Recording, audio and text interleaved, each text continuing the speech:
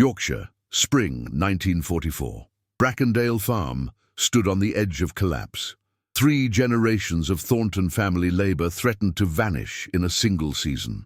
The irrigation system had failed catastrophically, leaving 40 acres of wheat withering under an unseasonable drought. Every conventional solution had been tried and rejected. Then a German prisoner of war, deemed simple-minded by his guards, sketched something in the mud with a stick. What happened next would transform agricultural engineering across Britain. March 15th, 1944, 6:47 a.m. The temperature hovered at 3 degrees Celsius as Thomas Thornton stood in the eastern field of Brackendale Farm, watching his wheat crop die. The smell of damp earth mixed with something more ominous, the dry, dusty scent of plants surrendering to thirst. In the distance, the moors of the North York countryside rolled away under a pale grey sky, indifferent to the catastrophe unfolding below. Brackendale Farm had survived the Thornton family for 132 years. Thomas's great-grandfather had purchased the land in 1812 with money earned from wool trade. His grandfather had modernized it with the first mechanical plough in the region. His father had introduced crop rotation that became standard practice across Yorkshire. Now in 1944, with Britain locked in the 5th year of total war, Thomas Thornton faced the very real possibility that he would be the generation that lost everything. The irrigation system had failed spectacularly 8 days earlier. The main distribution pipe, installed in 1936 at considerable expense, had fractured in 17 places during February's brutal freeze. When the thaw came in early March, the network of underground pipes, designed to deliver water from the River Swale to 40 acres of wheat, had become a subterranean catastrophe. Water pressure dropped to nothing. Sections of the field received no moisture whatsoever. Others flooded uncontrollably, drowning seedlings before they could establish roots. The statistical reality was devastating. Brackendale Farm produced 800 tons of wheat annually, feeding approximately 4,000 people for 1 month. The Ministry of Food had designated Yorkshire wheat production as strategically critical.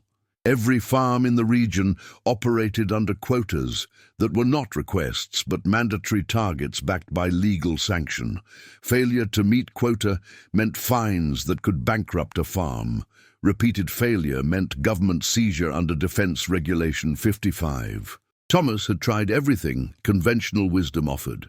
He contacted the War Agricultural Executive Committee, the government body responsible for maximising food production. They sent an inspector who confirmed the diagnosis: total system failure requiring complete replacement. The estimated cost was £750. The estimated completion time was 6 months. Neither figure was acceptable. Thomas didn't have £750. The farm's working capital had been exhausted 2 years earlier when the ministry had mandated construction of new storage facilities. Even if he could secure emergency credit, 6 months meant the current wheat crop would be completely lost. He contacted private contractors. The first refused outright, explaining that every qualified engineer in Yorkshire was contracted to the military or working on munitions factories. The second offered to do the work for £900, payable immediately, with completion in 8 months. The third never bothered to return his telephone call. Thomas Thornton was 46 years old. His 3 sons were in uniform. David, with the Yorkshire Regiment fighting in Italy. Robert with the Royal Navy somewhere in the Atlantic. James training with the RAF in Scotland.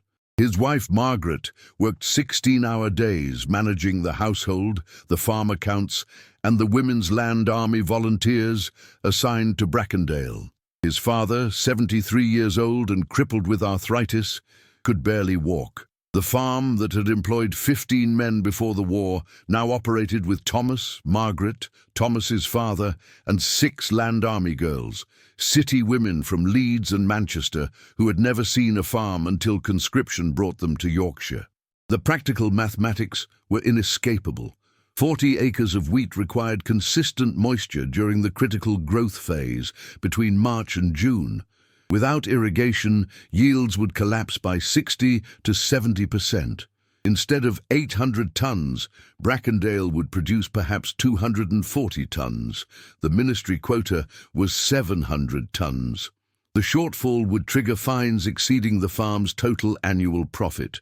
The following year's quota would remain unchanged. Another failure would mean bankruptcy. March 22, 1944, Thomas received a letter from the War Agricultural Executive Committee. The tone was bureaucratically sympathetic, but the content was merciless. Brackendale Farm's irrigation failure had been noted. The ministry understood the difficulty, but quotas were non-negotiable. Alternative water sources must be identified and implemented immediately. Failure to meet production targets would result in sanctions. That same afternoon, Thomas stood in the farm office, a converted stable that smelled of leather and old paper, and considered options that weren't really options at all. He could attempt surface irrigation using a patchwork of temporary channels dug by hand. This would require labor he didn't have and would be catastrophically inefficient. He could abandon the wheat crop entirely and plant something requiring less water. This would guarantee ministry sanctions.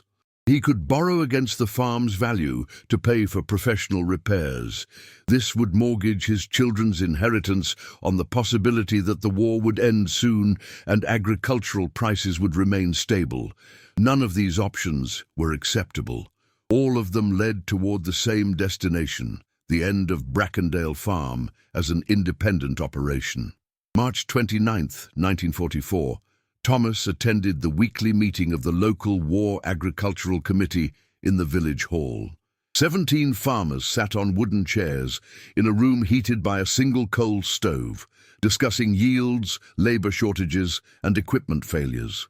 When Thomas explained Brackendale's situation, the response was sympathetic but unhelpful.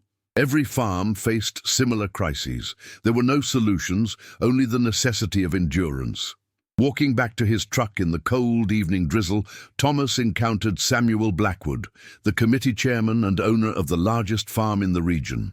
Samuel was 62 years old, a man whose family had farmed Yorkshire since before the Domesday Book. He pulled Thomas aside and spoke quietly. "I'll tell you what nobody in that room wants to say. The government doesn't care if Brackendale survives. They care about wheat tonnage. If you fail, they'll bring in a government farm manager, strip your assets, and run the place as a state operation. I've seen it happen twice already this year. You need a miracle, Thomas. And miracles are in short supply." Thomas drove home through the darkening countryside, past hedgerows beginning to show spring green, past stone walls that had stood for centuries. He thought about his great-grandfather purchasing this land with wool money. He thought about his sons fighting in Italy and the Atlantic. He thought about the wheat dying in the eastern field. At Brackendale Farm, Margaret was waiting with news. The War Office had assigned 6 German prisoners of war to the farm for agricultural labor. They would arrive the following Monday. Thomas received this information with exhausted indifference. 6 unskilled laborers wouldn't solve an engineering problem that had defeated professional contractors. He didn't know that one of those prisoners, a man named Klaus Zimmermann, had spent 12 years before the war working in the Siemens Electrical Engineering Division in Berlin. He didn't know that Klaus had designed industrial water management systems for factories across Germany. He didn't know that Klaus Zimmermann, captured in North Africa in 1943 and considered by his British guards to be peculiarly simple-minded because he spoke almost no English, was about to sketch something in the mud that would save Brackendale Farm. April 3, 1944, 7:15 a.m. 6 German prisoners of war arrived at Brackendale Farm in the back of a military truck, accompanied by 2 guards from the POW camp at Eden Camp, 12 miles east. The temperature was 5 degrees Celsius. A persistent drizzle fell from grey skies, the kind of Yorkshire rain that soaks through layers of clothing with methodical inevitability. The prisoners descended from the truck, wearing brown uniforms marked with large coloured circles on the back, the standard identification for POWs assigned to agricultural labour. Thomas Thornton assessed them with the practical eye of a farmer evaluating livestock. 4 were young, early 20s, thin from inadequate rations, but appearing physically capable. 1 was older, perhaps 45, with a pronounced limp from what looked like an old injury. The 6th was different. He was approximately 35 years old, medium height, with careful eyes that moved constantly, cataloguing everything they saw. He stood slightly apart from the others, and Thomas noticed that the other prisoners deferred to him subtly, the way men defer to someone whose authority isn't official, but undeniable. The senior guard, Corporal Davies, was a Welshman from Swansea who had been invalided out of active service after losing 2 fingers on his left hand at Dunkirk. He spoke to Thomas with the weary pragmatism of a man who understood that wars were fought not just with guns, but with wheat and logistics. The tall one is Klaus Zimmermann, speaks barely 10 words of English. The others follow his lead. They're all from the North Africa campaign, captured between Tobruk and Tunisia, reasonably behaved. No escape attempts. Zimmermann is peculiar, keeps to himself, sketches things in the dirt with sticks. The camp commandant thinks he's a bit simple, but he works hard and the others trust him.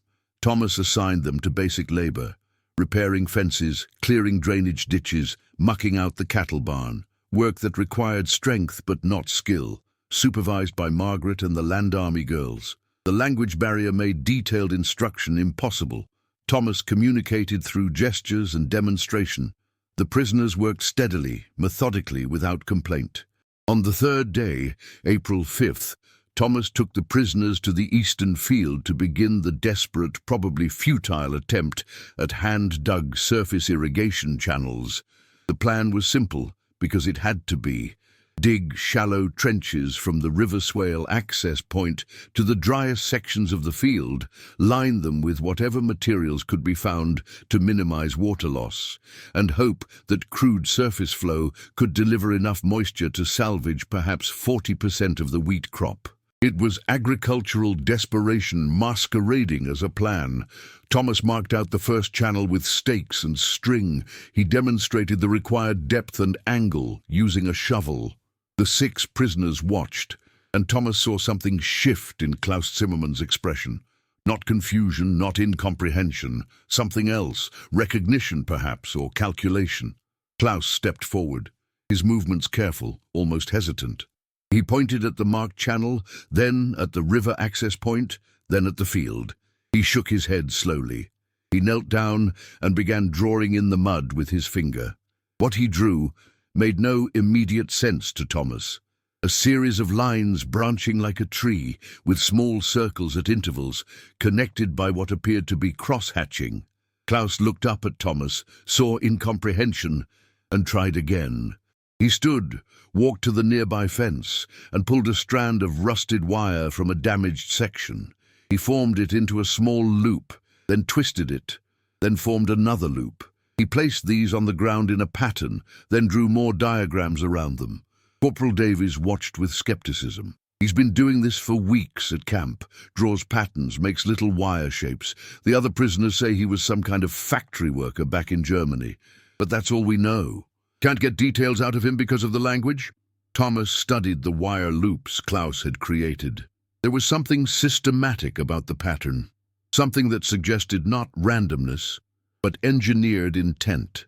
He looked at the diagram in the mud, at the wire loops, at Klaus Zimmermann's face, which showed frustration at being unable to communicate something he clearly considered important. Margaret had joined them, carrying thermoses of tea for the work crew.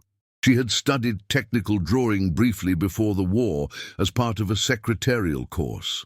She looked at Klaus's mud diagram, then at Thomas. He's showing a distribution network. Look, main supply line here, branching distributors here and here. These circles are probably collection points or pressure regulators. The cross-hatching might be, I don't know, mesh? Filter material?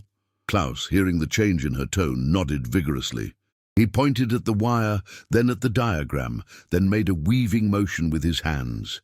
He pulled out more wire from the fence, bent it into a small rectangular frame, then began threading wire through it in a crosshatch pattern, creating a crude mesh. Thomas felt something shift in his understanding. This wasn't a simple man making meaningless patterns. This was an engineer trying to communicate a solution with the only language available to him, drawings and demonstration. Over the next 3 hours, through painful trial-and-error communication involving dozens of diagrams, gestures, and demonstrations with available materials, a picture emerged. Klaus Zimmermann was proposing something that seemed, on the surface, absurd. Instead of digging irrigation channels, he wanted to create a network of wire mesh tubes above ground. The mesh would be formed from whatever wire could be salvaged or acquired. Water would flow through these mesh tubes, distributing along their length through calculated permeability. The mesh would be supported by stakes and could be repositioned as needed. It seemed ridiculous. Wire mesh couldn't hold water in any meaningful way. The idea violated every conventional understanding of irrigation Thomas possessed. But Klaus was insistent. He spent the afternoon constructing a small demonstration model using fence wire, stakes, and an old bucket. He created a mesh tube approximately 2 meters long, supported on small stakes. He showed how tightly woven mesh, while permeable, could maintain water flow direction through surface tension and controlled porosity. When water was poured into one end, it moved along the tube, seeping through the mesh in a controlled distribution pattern rather than simply pouring out. The physics were counterintuitive, but demonstrable. The mesh created sufficient resistance that water didn't simply drain immediately, but moved along the tube's length while gradually seeping through.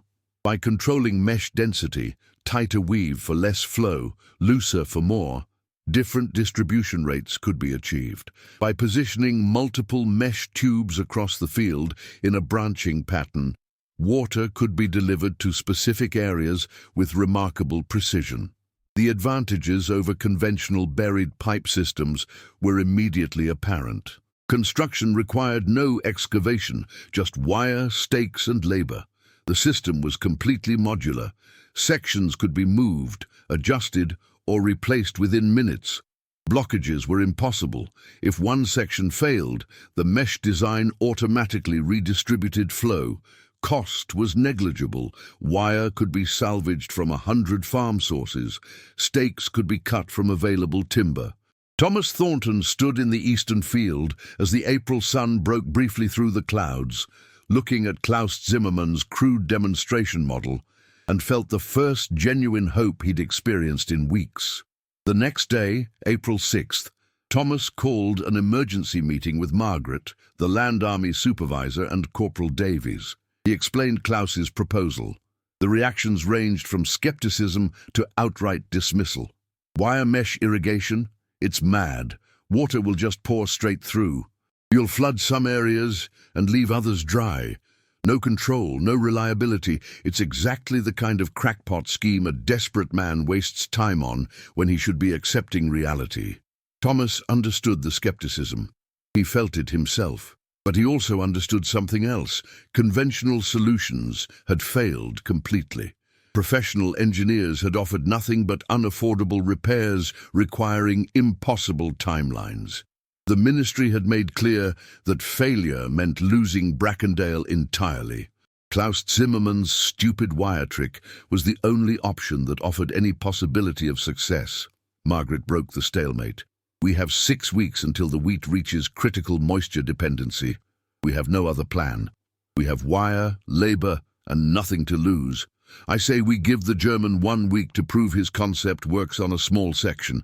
If it fails, we've lost 1 week. If it succeeds, he didn't need to finish the sentence. April 7th, 1944, work began. Klaus Zimmermann, working with the other 5 prisoners and supervised by Margaret, started constructing the first full-scale mesh irrigation tube. Wire was salvaged from damaged fencing, old machinery, and abandoned equipment scattered across the farm.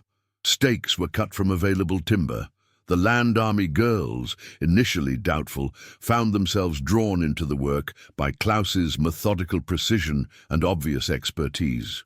The construction conditions were brutal. April in Yorkshire meant unpredictable weather, freezing rain one day, unseasonable warmth the next, then back to bitter cold. The ground was muddy and treacherous. Resources were severely limited. Klaus needed copper wire for certain connections.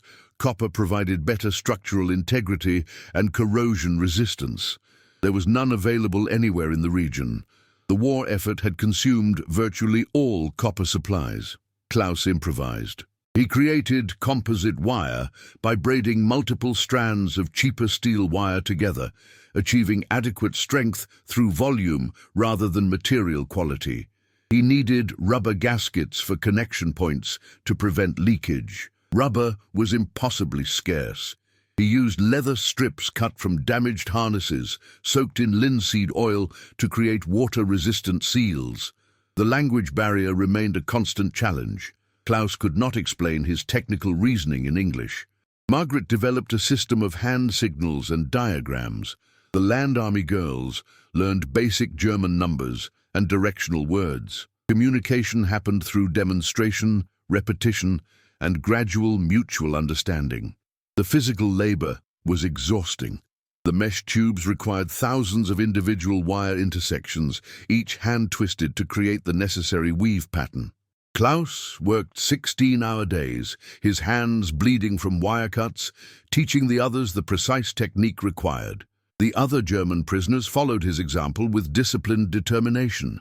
The Land Army girls, initially assigned to simple support tasks, increasingly participated in the skilled work as they learned the method. On April 12th, the first section was complete. A mesh irrigation network covering 5 acres, branching from the river access point in the pattern Klaus had sketched in mud 9 days earlier. Thomas connected the system to the water supply. For a moment, nothing happened. Then water began moving through the mesh tubes, distributing along their length in the precise, controlled manner Klaus had promised. The wheat rows received steady, even moisture distribution without flooding, without waste, without the uncontrolled chaos everyone had predicted. Thomas Thornton stood in the eastern field, watching water flow through an irrigation system constructed from salvaged wire and German ingenuity, and permitted himself to believe that Brackendale Farm might survive after all. April 19, 1944, the weekly inspection by the War Agricultural Executive Committee revealed anomalies in Brackendale Farm's water consumption patterns that made no mathematical sense. Mr. Howard Pemberton, the ministry's regional agricultural engineer based in York, reviewed the submitted usage reports and experienced genuine confusion. Brackendale's irrigation system had been classified as completely failed 3 weeks earlier. Professional assessment had confirmed total system collapse, requiring extensive reconstruction. Yet, water consumption had resumed at 70% of normal levels. And more peculiarly, distribution efficiency appeared significantly higher than the original system had ever achieved. Pemberton assumed clerical error. He dispatched an inspector to verify the data. April 21st, Inspector Geoffrey Whitmore arrived at Brackendale Farm expecting to correct paperwork mistakes. What he found instead made him question his understanding of agricultural engineering. He stood in the eastern field, staring at what appeared to be a network of wire mesh tubes supported on wooden stakes, with water demonstrably flowing through them in controlled distribution patterns to 40 acres of wheat. His initial reaction was categorical dismissal. This wasn't irrigation. This was improvised nonsense that might function briefly under ideal conditions, but would fail catastrophically under any real operational stress. Wire mesh couldn't maintain water pressure. The system lacked proper flow control mechanisms. There was no filtration to prevent blockages. The entire concept violated established hydrological principles. He returned to his vehicle, retrieved his flow measurement equipment, and spent 3 hours conducting systematic testing. The results contradicted every expectation. Flow rates were consistent across the network. Pressure distribution was remarkably even. Water delivery to crop rows was more uniform than most conventional buried pipe systems achieved. Efficiency, measured as percentage of source water successfully delivered to intended targets, was 87%. The original pipe system had operated at 73% efficiency. Whitmore wrote a preliminary report that evening at his lodgings in Thirsk. He described the system as unorthodox, but apparently functional through principles not immediately apparent to this inspector. He noted the involvement of German POW labor and recommended further investigation to determine whether the design had military or industrial intelligence value. His report reached Howard Pemberton's desk in York on April 24th. Pemberton's response was immediate and predictable. The system couldn't possibly work as described. Whitmore had misunderstood what he was observing. Brackendale Farm was experiencing temporary success due to favorable weather conditions or some other factor. The wire mesh irrigation was theatre masking conventional water delivery through underground remnants of the original system. Pemberton visited Brackendale personally on April 26th. He arrived with professional certainty and departed 4 hours later with professional perplexity. He had examined every aspect of the system. He had traced water flow from source to distribution. He had excavated sections to confirm the original pipes were indeed non-functional. He had measured, tested, and documented. The impossible conclusion was undeniable. Thomas Thornton had constructed a functional irrigation system using scrap wire, wooden stakes, and the technical knowledge of a German prisoner of war whom the British Army had classified as simple-minded. What Howard Pemberton couldn't accept was the theoretical foundation. His engineering training, conducted at Imperial College London before the war, had taught him that irrigation required rigid pipes, controlled pressure, and sophisticated flow management. The entire corpus of British agricultural engineering supported this understanding. Yet here was a Yorkshire farmer with no engineering education, supervised by a German POW who spoke no English, achieving results that contradicted established doctrine. Pemberton's report to the ministry headquarters in London was cautious but significant.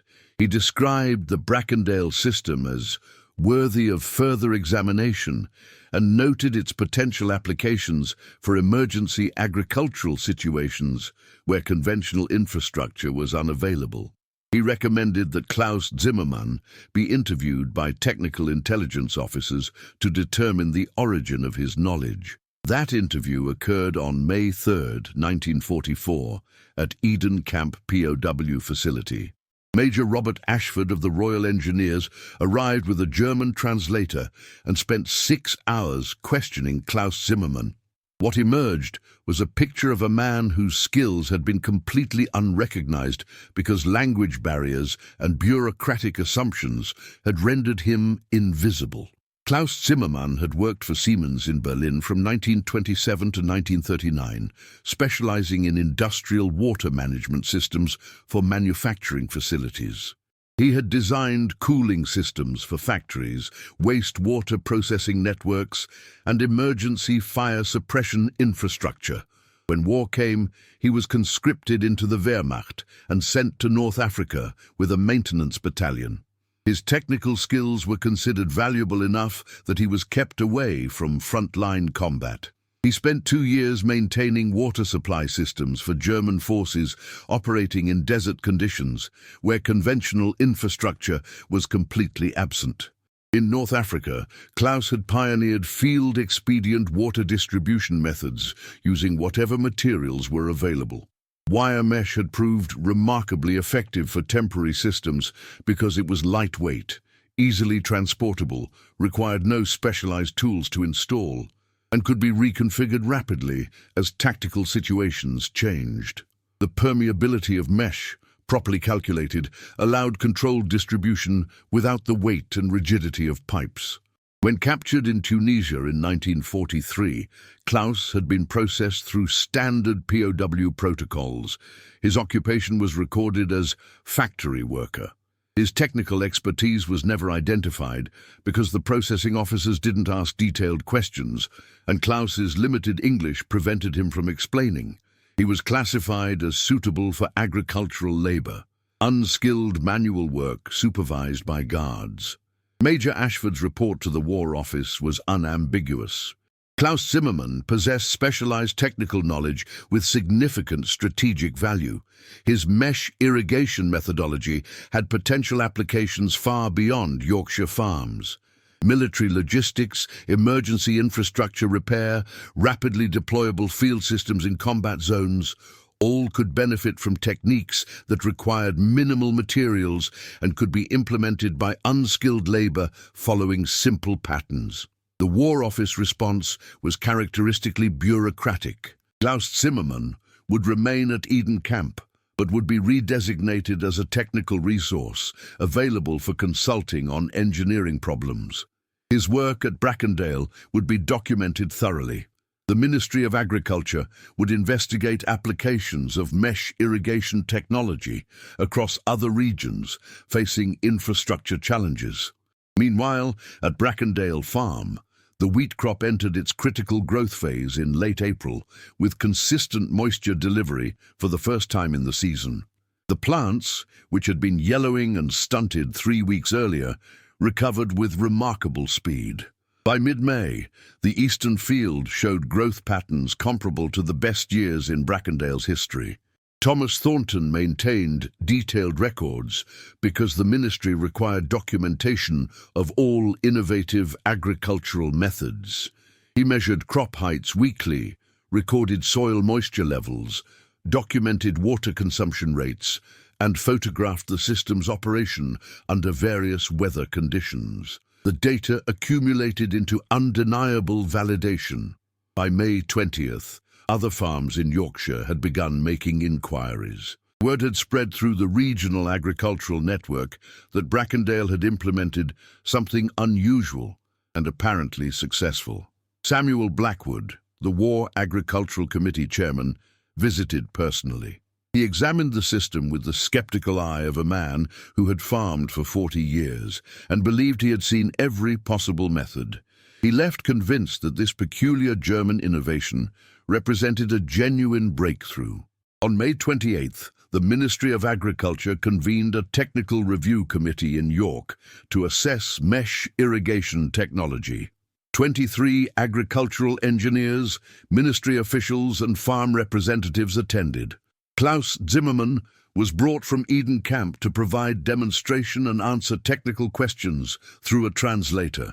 Thomas Thornton presented operational data from Brackendale.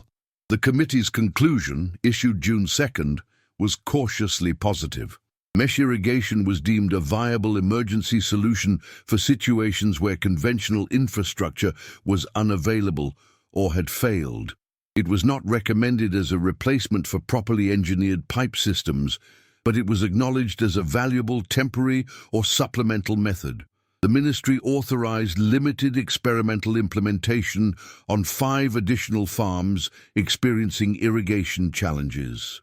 More significantly, the War Office classified Klaus's methodology as a potentially useful innovation for military logistics. Plans were made to document the technique in training materials for Royal Engineers. The irony was not lost on anyone involved.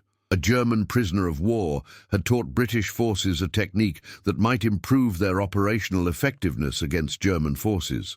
For Klaus Zimmermann, the recognition brought no tangible benefit beyond slightly improved treatment at Eden Camp.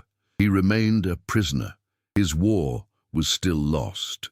But the other German prisoners at Brackendale, who had watched British skepticism transform into grudging respect, took pride in their countrymen's achievement. It was a small validation of German technical capability, a reminder that they had been more than simply defeated soldiers. For Thomas Thornton, the recognition meant something more practical. Brackendale Farm would meet its ministry quota. The wheat crop, once condemned to catastrophic failure, would yield approximately 720 tons. The farm would survive another year. His sons would have something to return to when the war ended. On June 8, 1944, 2 days after Allied forces landed on the beaches of Normandy, Thomas Thornton walked through the eastern field and saw wheat ready for early harvest, healthy and abundant. The wire mesh system continued functioning with minimal maintenance, delivering water with methodical reliability through a network that looked absurd but worked beautifully. August 15, 1945, the war in Europe had been over for 3 months. Klaus Zimmermann remained at Eden Camp, awaiting repatriation to Germany, a process delayed by the chaos of a continent attempting to reorganize itself after 6 years of destruction. He received a letter delivered through official channels from Thomas Thornton at Brackendale Farm. The letter, translated into German by a British officer, was brief but significant. The wheat harvest yielded 738 tons. The Ministry of Agriculture has designated your irrigation method for inclusion in emergency agricultural procedures. 5 farms in Yorkshire, 12 in Lancashire, and 8 in Lincolnshire have implemented versions of your design. You saved Brackendale Farm. You likely saved several others. When you return to Germany, know that your work here mattered. Thank you. Thomas Thornton. Klaus kept that letter for the remainder of his life. It was one of 3 possessions he carried back to Germany when repatriation finally occurred in November 1945. The harvest of 1944 had indeed exceeded quota requirements. Brackendale's 40 acres of wheat produced yields comparable to pre-war levels, despite the catastrophic irrigation failure that should have destroyed the season. The ministry's strategic food production targets for North Yorkshire were met, in part because Brackendale and several other farms implemented mesh irrigation when conventional systems failed. The immediate post-war impact was felt across British agriculture. The 5 years of total war had stressed agricultural infrastructure to breaking point. Pipe systems installed in the 1930s had deteriorated through lack of maintenance. Equipment had been cannibalized for war production. Skilled engineers had been diverted to military service. Farms across Britain faced the 1945 growing season with infrastructure that was functional but fragile. Klaus Zimmermann's name was not mentioned. Security protocols regarding POW contributions remained in effect. But within agricultural engineering circles, the origin of mesh irrigation was quietly acknowledged. The ministry maintained detailed records of Klaus's work at Brackendale. When British engineers encountered similar challenges in subsequent years, they consulted those records and adapted his methods. The broader impact emerged gradually through the late 1940s and into the 1950s. British agricultural engineering began incorporating principles of modular, field-expedient design that Klaus had demonstrated. The idea that irrigation could be rapidly deployable, easily reconfigurable, and constructed from readily available materials challenged conventional thinking. Several engineering firms developed commercial products based on mesh irrigation concepts, perforated flexible tubes that could be laid above ground for temporary water delivery. The methodology proved particularly valuable in developing agricultural regions where permanent infrastructure was unaffordable or impractical. British agricultural advisors working in Africa, India, and Southeast Asia during decolonization adapted mesh irrigation principles to local conditions. The core insight that controlled water distribution could be achieved through designed permeability rather than rigid containment informed irrigation developments for decades. Thomas Thornton continued farming Brackendale through the difficult post-war years. His sons returned from military service, David from Italy in late 1945, Robert from naval service in 1946, James from the RAF in 1947. All 3 chose to remain at Brackendale. The mesh irrigation system, initially installed as desperate improvisation, operated successfully through 1947 before being replaced with a properly reconstructed pipe network funded through post-war agricultural recovery loans. But Thomas kept the original mesh system stored in the barn. When local farmers visited, and many did, wanting to understand the method that had saved Brackendale, he demonstrated Klaus's technique, showing how wire and stakes could create functional infrastructure from nearly nothing. Several of those farmers implemented their own versions as supplemental systems, In 1952, Thomas received an unexpected letter from Germany. Klaus Zimmermann had located him through international agricultural associations. Klaus had returned to Siemens after repatriation and worked there until retirement. His letter explained that his experience at Brackendale, working with British farmers and land army girls to solve an impossible problem, had been one of the few genuinely positive memories from his war years. He included photographs of his grandchildren and asked if Thomas's sons were managing the farm successfully. Thomas replied. A correspondence developed. In 1958, Klaus visited Britain as a tourist and spent 3 days at Brackendale. He walked through the eastern field, now producing wheat under a modern irrigation system, and remarked that the mesh technique had been necessary only because war had destroyed so much. In a better world, properly engineered systems would be universal and emergency improvisation would be unnecessary. But since war had come and destruction had followed, he was satisfied that something constructive had emerged from the chaos. The most unexpected legacy appeared in the 1960s when the Ministry of Agriculture, reviewing wartime innovation records, identified mesh irrigation as an example of the value of cross-cultural technical exchange. During the Cold War, when suspicion of foreign expertise was often politically motivated, the Brackendale story served as a counter-narrative. A German prisoner of war had contributed significantly to British agricultural success, demonstrating that technical knowledge transcended national boundaries. Educational materials for agricultural engineering students began incorporating the case as a teaching example. The lesson wasn't merely technical, though the engineering principles remained valid, but philosophical. Klaus Zimmermann had possessed expertise that remained invisible until circumstance forced recognition. Language barriers, bureaucratic assumptions, and the prejudices of wartime had classified him as simple-minded when in fact he was highly skilled.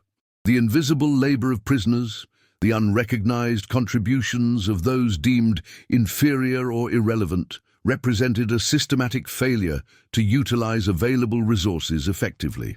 By the 1970s, when agricultural historians began conducting oral history interviews with wartime farmers, Brackendale's story was frequently mentioned. Thomas Thornton, interviewed in 1973 at age 75, reflected on the peculiarity of the situation. "We were fighting Germany with everything we had. My sons were in uniform trying to kill Germans, and simultaneously a German prisoner was saving our farm with knowledge we desperately needed but didn't know we needed. War makes no sense when you examine it closely. We were lucky that Klaus Zimmermann ended up at Brackendale. Thousands of other prisoners with similar skills probably remained unrecognized, their knowledge wasted because nobody thought to ask what they knew." Klaus Zimmermann passed away in 1984, at age 75 in Berlin. His obituary in the Siemens Company newsletter mentioned his wartime service and his post-war contributions to water management engineering. It made no reference to Brackendale Farm or Yorkshire wheat or mesh irrigation constructed from scrap wire and desperation. Thomas Thornton passed away in 1989 at age 91. Brackendale Farm remained in Thornton family operation, managed by his grandson. The eastern field continued producing wheat. The modern irrigation system operated with computerized precision, delivering water with efficiency that would have seemed miraculous in 1944, but in the barn, preserved as something between agricultural equipment and historical artifact, the original mesh irrigation components remained stored. Farm visitors occasionally asked about the peculiar wire structures. The Thornton family explained this was how a German prisoner of war saved a Yorkshire farm from ruin in 1944 using a method that everybody initially dismissed as stupid. The final legacy was perhaps the simplest but most profound.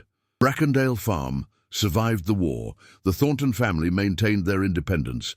The wheat fed British civilians in 1944 when food security was genuinely threatened. 3 generations of agricultural tradition continued, because one German engineer, classified as simple-minded and imprisoned far from home, possessed knowledge that he insisted on sharing despite every barrier to communication. In Yorkshire, where agricultural memory is long and stories are told with characteristic understatement, the Brackendale story became a reminder that innovation often emerges from desperate circumstances, that expertise exists in unexpected places, and that sometimes the difference between success and catastrophic failure is a willingness to listen to someone explaining a solution by drawing diagrams in the mud with a stick.